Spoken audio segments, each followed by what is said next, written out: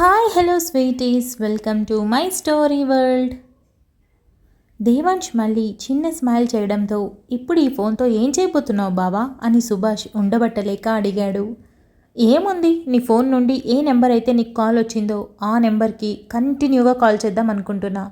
ఏదో టైంలో కలవకుండా పోదుగా, ఆ కలిసినప్పుడు కూడా వాయిస్ చేంజ్తో మాట్లాడినా ఈసారి ఎవరైనా కనిపెట్టగలను. నా దగ్గర అందుకు ఒక టెక్నిక్ ఉంది అని దేవాంశ్ అన్నాడు. ఏంటి బావా అని సుభాష్ అడిగాడు. కంగారు పడుకో, నిదానంగా అన్నీ నీకే తెలుస్తాయి అని దేవాంశ్ అన్నాడు. బావా, నాకెందుకో నువ్వు చెప్పాక, బాగా ఆలోచించాక మనకు బాగా తెలిసిన వాళ్ళే ఇదంతా చేశారేమో అనిపిస్తుంది. ఇది కేవలం నీ మీద కోపంతో అనుకోవటం లేదు, బుజ్జి మీద ఏమో అని అనుకుంటున్నాను అని సుభాష్ కావాలని హింటిస్తూ అన్నాడు. మధు మీదనా? ఎందుకలా అనిపించింది అని దేవాంశ్ అడిగాడు. ఎందుకంటే నన్ను యాక్సిడెంట్ చేయించారు అంటే, అది కూడా బుజ్జి పేరు అడ్డు పెట్టుకొని నన్ను బయటికి రప్పించి మరీ చేశారు అంటే, తనని బాధ పెట్టడం కోసం నన్ను ఏమైనా చేశారేమో. అంటే తనకి బాగా ఇష్టమైంది నీ తర్వాత నేనే కదా, నిన్నేమైనా చేస్తే నువ్వు ఈజీగా కనుక్కోగలవని నా వైపు వచ్చారేమో అని సుభాష్ మరో హింట్ వదిలేశాడు. దేవాంశ్ ఆలోచిస్తూ, ముందే చెప్పాను కదా, వాళ్ళు నా కోసమైతే నా ఇంట్లో వాళ్ళని ఏమైనా చేయాలి, కానీ నిన్నేమీ చేసేవాళ్ళు కాదు. నాకు కూడా నీ మీద, మధు మీదనే అనుమానం. మీ ఇద్దరి కోసమే ఇదంతా జరిగింది అని అనుకుంటున్నాను. అందుకే ఆ వ్యక్తి ఎవరో వదిలిపెట్టాలి అనుకోవట్లేదు. మరోసారి ఏమైనా చేస్తాడేమో చూస్తున్నాను. పైగా అందరూ ఇప్పుడు ఒకే దగ్గర ఉన్నాం. ఇక్కడే ఏం చేసినా చేయాలి అంటే పెద్దగా అవకాశం దొరకదు. అలాంటిది అవకాశం తీసుకొని ఒకవేళ ఏదైనా చేశాడు అంటే ఖచ్చితంగా వాడు నీ కోసమో మధు కోసమో వచ్చాడని కన్ఫర్మ్ అయిపోతుంది అని దేవాంశ్ అన్నాడు. ఇది వరకు ఈ విషయం గురించి వదిలేయమని చెప్పాను, కానీ ఇప్పుడు చెప్తున్నాను బావా, దయచేసి వదలకు. ఎందుకంటే నా వరకు వస్తే పర్వాలేదు, బుజ్జి వైపు అంటే నేను అస్సలు ఒప్పుకోలేను.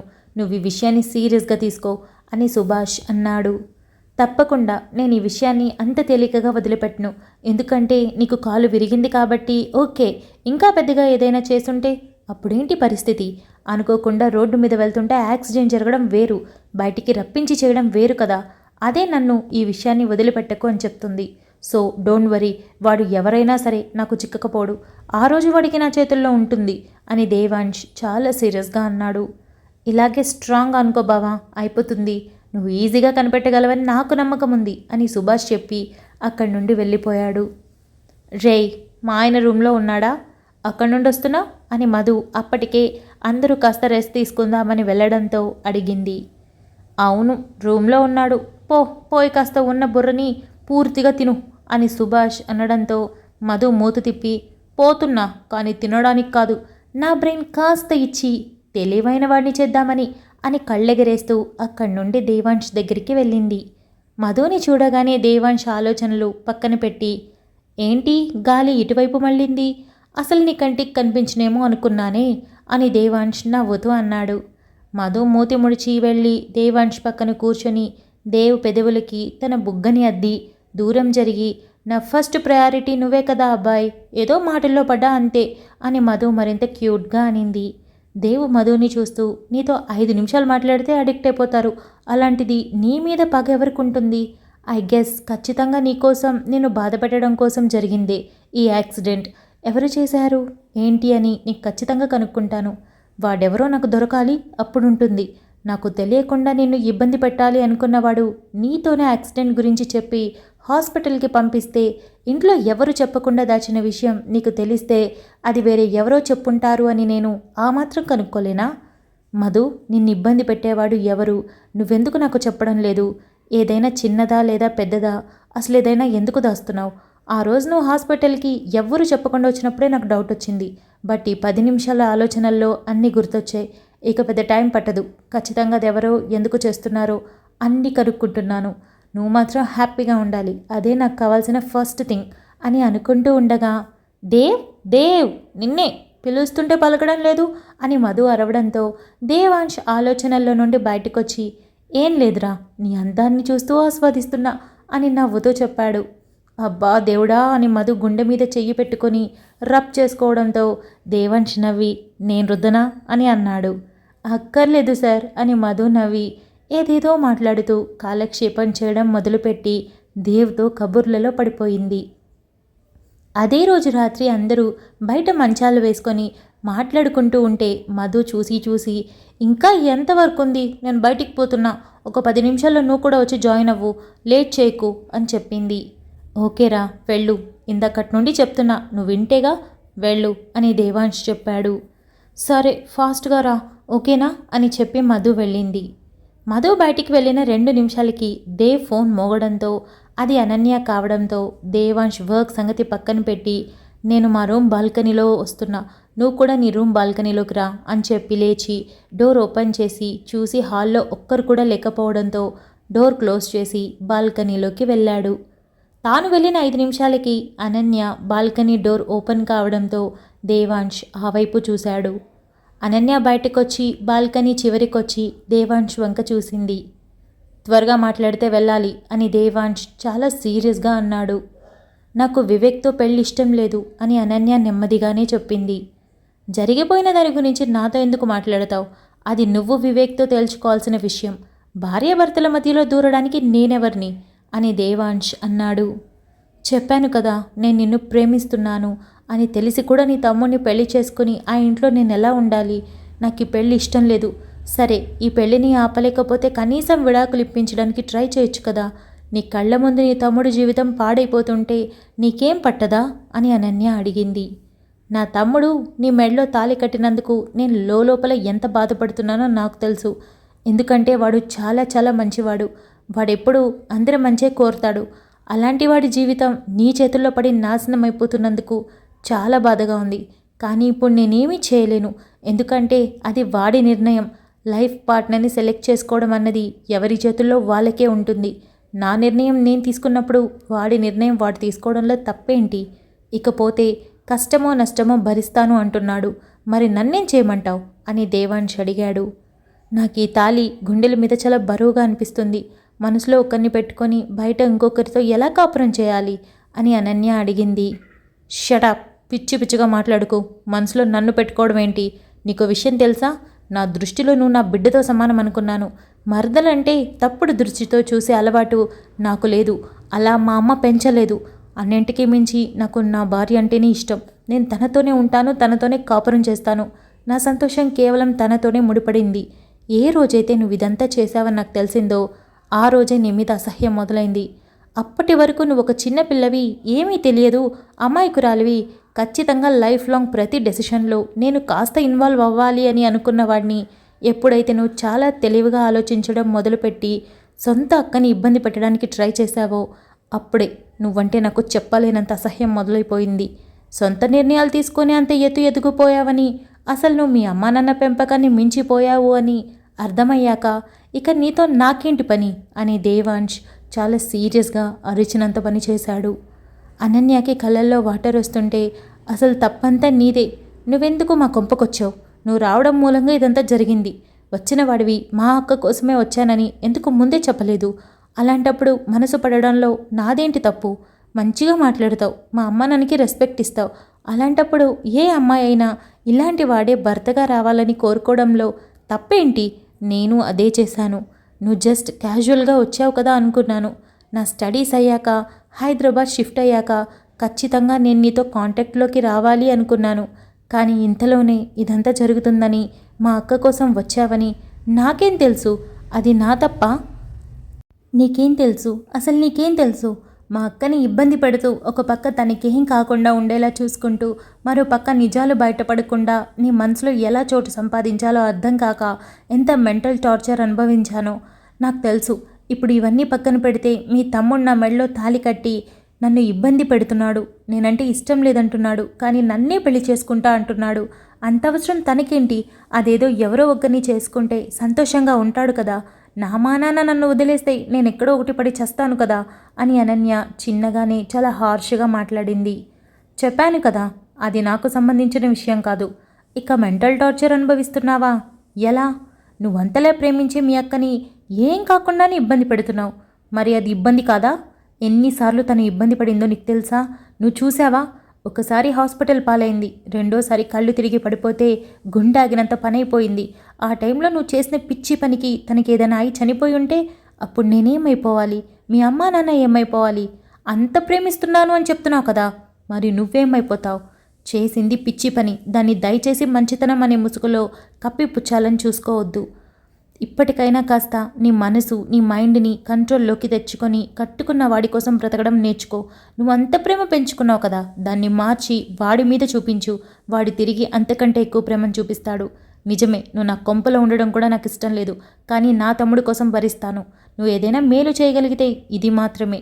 ఇక మీద నన్ను కలవాలి, మాట్లాడాలి అంటూ పిచ్చి పిచ్చి వేషాలు నా దగ్గర వేయకు. లేదు, నేను ఇలాగే ఏదో ఒక పని చేస్తూ ఉంటాను అంటే నేను కూడా చాలా గట్టిగా నిర్ణయం తీసుకొని అందరి ముందు నువ్వు చేసిన వెధవ పనులని బయటపెట్టి నువ్వేంటో రుజువు చేస్తాను. నిజమే, నా మధు బాధపడుతుంది, పర్వాలేదు. నా ప్రేమతో తనని నా కంట్రోల్లోకి తెచ్చుకోగలను. ఇక మీద నీ మొహం కూడా చూడకుండా చేయగలను. కాబట్టి you better stay away from her. అలా కాకుండా తనని ఏదైనా చేసి నన్ను దక్కించుకోవాలని చూస్తే ఆ మరుక్షణమే నేను ఏదైనా చేయడానికి వెనకాడను. కనిపించేంత సాఫ్ట్ నేను అస్సలు కాదు. నా వాళ్ళ వరకు వస్తే నేను ఎంత దూరమైనా తెగిస్తాను. ఆ ప్లేస్లో నువ్వున్నా ఒకటే, పరాయి వాడు ఉన్నా ఒకటే. కాబట్టి నీ లైఫ్ నువ్వు చూసుకుంటే బాగుంటుంది. అయినా పెళ్ళైన వాడిని ప్రేమిస్తున్నా అంటున్నావు. నీకేమైనా పిచ్చా? నిన్ను చూస్తుంటే నాకు ఎంత కోపం వస్తుందో, ఎంత కంట్రోల్ చేసుకుంటున్నానో నాకే తెలుసు. సొంత అక్క భర్త అంటే బావ అని పిలవడం కాదు, తండ్రి తర్వాత తండ్రి లాంటి వాడు అని అనుకోవాలి. అది వదిలేసి పిచ్చి పిచ్చి కోరికలన్నీ కోరుకుంటున్నావు. అందరూ నిన్ను చిన్నపిల్ల, ఏమీ తెలియదు అని అనుకుంటున్నారు. కానీ నువ్వు చేసే పనులు ఒక్కసారి బయటపడ్డాయంటే వాళ్ళ గుండెలు పగిలిపోతాయి. ఎన్ని రోజులు నిన్ను నమ్మిందంతా గాల్లో కలిసిపోతుంది. అన్నింటికి మించి అత్తయ్య, మామయ్య వాళ్ళ పెంపకాన్ని తప్పు పట్టుకొని వాళ్ళ తల వాళ్ళే బాదుకోవడం నాకు ఇష్టం లేక ఊరుకుంటున్నాను. లేదంటే ఈ విషయం బయటపెట్టడానికి నాకు 10 నిమిషాలు కూడా పట్టదు. అయినా నీతో ఇన్ని డిస్కషన్స్ వేస్ట్. నువ్వు ఇప్పుడు వివేక్ భార్యవి, సో నేను ఆ విధంగానే చూస్తున్నాను. ఇక నా ఇంట్లో ఉండడం ఇష్టం లేకపోయినా తప్పదు. చిన్న కొడలుగా నువ్వు అక్కడే ఉండాలి కాబట్టి హ్యాపీగా ఉండు. కేవలం నీ అథారిటీస్ నువ్వు తీసుకో. నీ లైఫ్ బాగుండాలంటే వివేక్ మీద ప్రేమ చూపించు. వద్దు అనుకుంటే అలాగే ఉండు. నా తమ్ముడు నీలాంటి అమ్మాయికి దూరంగా ఉన్నా నేను పెద్ద బాధపడను. వాడి లైఫ్ ఫ్యూచర్ ఏమైపోతుందో అన్న బెంగ ఉన్నప్పటికీ నువ్వు మారితే సైలెంట్గా ఉంటాను. లేదు అంటే ఏం చేసి వాడి లైఫ్ని బాగు చేయాలో నాకు బాగా తెలుసు. ఇకపోతే చీట్కి మాటికి నన్ను కలవాలి, మాట్లాడాలి అని ఇలా పక్కకు పిలిస్తే అస్సలు బాగుండదు. నేను ఓ పెళ్ళైన మగాణ్ణి, పక్కకు పిలిస్తే నా భార్య తప్ప ఇంకెవరు పిలిచినా రాను. ఇదే నీకు లాస్ట్ అండ్ ఫైనల్ వార్నింగ్, గుర్తుపెట్టుకో. అయినా నేను చస్తాను అని బెదిరించావంటే చచ్చిపో. ఇక్కడెవరికి నీ గురించి బెంగలేదు. నువ్వు ఇలాంటి పనులు చేస్తున్నావని తెలిస్తే అందరూ 1 గంట పాటు ఏడ్చి సైలెంట్ అయిపోతారు. కాబట్టి నీ లిమిట్స్లో నువ్వు ఉంటే చాలా మంచిది అని చెప్పి అక్కడి నుండి రూమ్లోకి వచ్చి డోర్ ఓపెన్ చేస్తూ ఉండగా మధు డోర్ ఓపెన్ చేయడంతో దేవాంశ్ ఒక్క క్షణం టెన్షన్గా ఫీల్ అయి నార్మల్ అయి, ఏంట్రా ఇలా వచ్చావు? నేనే వస్తానని చెప్పాను కదా అని అన్నాడు. ఏంటి నువ్వు 10 నిమిషాలు అన్నావు, దాదాపు 20 నిమిషాలు దాటిపోయిందని వచ్చాను. అయినా ఆఫీస్ వదిలి బయటకైతే వచ్చావు కానీ వర్క్లో నుండి బయటికి రాలేదు. అసలు నాతో టైం స్పెండ్ చేయట్లేదు అని మధు అడిగింది. దేవాంశ్ నవ్వుతూ మధు భుజం చుట్టూ చేయేసి చుట్టూ చూసి ఎవ్వరూ లేకపోవడంతో అందరూ బయటే ఉన్నారా అని అడిగాడు. మధు అవునని తల ఊపడంతో అయితే తిరుగు అని తన 2 బుగ్గలు ఒక చేత్తో పట్టుకొని తన వైపు తిప్పుకొని పెదవుల మీద గట్టిగా ఒక ముద్దు పెట్టి వదిలి పద అని మధుతో కలిసి అందరి దగ్గరికి వెళ్ళాడు. మొదటిసారి దేవాంశ్ కోపం చూసిన అనన్య అక్కడే ఏడుస్తూ చాలాసేపు ఉండి కూర్చుండిపోయి, మొత్తం నేనే చేశానా? ప్రేమించడం తప్ప తను ముందే మా అక్క కోసం వచ్చానని చెప్పకపోవడం తన తప్పు కదా, మరి నా తప్పు ఎక్కడుంది అంటూ అప్పటికీ తను చేసిన పొరపాట్లేవి కళ్ళ ముందు కనపడగా ఏడుస్తూ అక్కడే ఉండిపోయింది. అందరూ కూర్చొని మాట్లాడుకుంటూ ఉండగా మధు లేచి, దేవ్, నేను అమ్మ దగ్గరికి వెళ్తాను. పాపం రంజిత్ ఇక్కడే ఉన్నాడని తను ఒంటరిగా రూమ్లో ఉంది. నేను కాస్త కంపెనీ ఇస్తాను అని లోపలికి వెళ్ళింది. మధు లోపలికి వెళ్ళి డోర్ ఓపెన్ చేసేటప్పటికే అమృత కూర్చొని కనిపించడంతో, ఏంటి బోర్గా ఫీల్ అవుతున్నావా? మార్నింగ్ నుండి అందరూ నీతోనే ఉన్నారు కదా.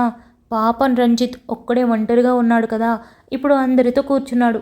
సో నీకు తప్పడం లేదు అని మధు అనింది. మధు మాట్లాడుతూ ఉండగానే అమృత లేచి చాలా ఫాస్ట్గా వచ్చి మధుని టైట్గా హక్ చేసుకొని, నువ్వెంత అమాయకురాలు వదినా, నీ సొంత చెల్లెలు నీ మీద దాడి చేస్తున్నా ఏమీ తెలియక ఎంత ప్రేమని పంచుతున్నావు. అనన్య మంచిదే, కానీ తను చేసే పనులేవి అస్సలు నచ్చలేదు. మొత్తం విన్నాను. నీకు తెలియకుండా ఉండేందుకు అన్నయ్య ఎంత కేర్ తీసుకుంటున్నాడు. నీ మీద ఎంత ప్రేమ ఉంది. మీ ఇద్దరి లైఫ్ లాంగ్ ఇలాగే ఉండాలి, ఎప్పటికీ ఇలాగే ఉండాలి. మీ మధ్యలోకి ఎవ్వరూ రాకూడదు అని అమృత అనుకుంది. Thank you so much for listening guys. Update నచ్చినట్టయితే లైక్ చేయండి, షేర్ చేయండి, కమెంట్ చేయండి, అలానే సబ్స్క్రైబ్ చేసుకోండి. టొటడాయ్ వచ్చేసాను ముచ్చట్లకి. ముందుగా ఒక విషయం క్లారిటీ ఇవ్వాలి. పొద్దున ఒక సిస్టర్ కమెంట్ చేశారు, శ్రీరామనవమి అయితే మాత్రం విష్ చేశారు, పోయినసారి రంజాన్ వచ్చింది కదా మొన్న, మరెందుకు విష్ చేయలేదు అని. ఏం చేయమంటారు, నేను షిరిడీలో ఉన్నాను ఆ టైంలో. నేను రెడీ చేసుకున్న అప్డేట్ ఇచ్చాను కానీ నేను ముచ్చట్లు ఎక్కడ చెప్పాను, అందుకే విష్ చేయలేకపోయాను. యాక్చువల్లీ నాకు రంజాన్ అంటే చాలా ఇష్టం. ఎందుకో తెలుసా, కీర్ కోసం. అంటే నాకే కదా చాలామందికి అది ఉంటుంది కదా, అదేంటో ఆ కీర్ ముస్లిమ్స్ చేస్తే వచ్చేంత టేస్ట్గా ఎవరు చేసినా రాదబ్బా, అంత రుచిగా చేస్తారు. మరి అందులో అంత ప్రేమ అభిమానాలు ఏమైనా కలిపేస్తారో ఏం పాడో. యాక్చువల్లీ నన్ను చాలామంది ఆ రోజు బిర్యానీ ఇవ్వడానికి ఎదురు చూశారు కానీ నేనే మిస్ అయిపోయాను. అందరూ ఇప్పుడు అంటున్నారనమాట, మిస్ అయిపోయాపో, టేస్టీ బిర్యానీ బాగా గుమ్మేశామని చెప్తున్నారు. ఒకరు ఎదురు కాదు, ముస్లిమ్స్ ముగ్గురు నలుగురు ఉన్నారు మొత్తం. సో ఎంత ఆశపడ్డా కూడా ఆ రోజు కుదరలేకపోయింది. ఎందుకబ్బా రంజాన్ ఇప్పుడు వచ్చింది, 4 రోజుల తర్వాత రావచ్చు కదా అని ఫీల్ అయ్యాను నేను. సో బిలేటెడ్గా ఎవరెవరైతే ముస్లిమ్స్ అందరూ ఉన్నారో వాళ్ళందరికీ బిలేటెడ్గా హ్యాపీ రంజాన్. మంచిగా చేసుకొని ఉంటారులే కదా, మంచిగా బిర్యానీ తిని ఉంటారు కదా.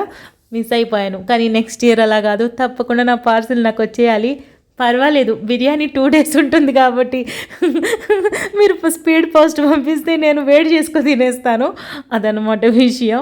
నాకు పార్షియాలిటీ ఏం లేదు, నేను సెక్యులరిస్ట్. చెప్పాలంటే అంటే నవ్వుతారేమో మీరు, లేదంటే ఈ అమ్మాయి ఏంటి ఇంత పిచ్చిగా ఉందని.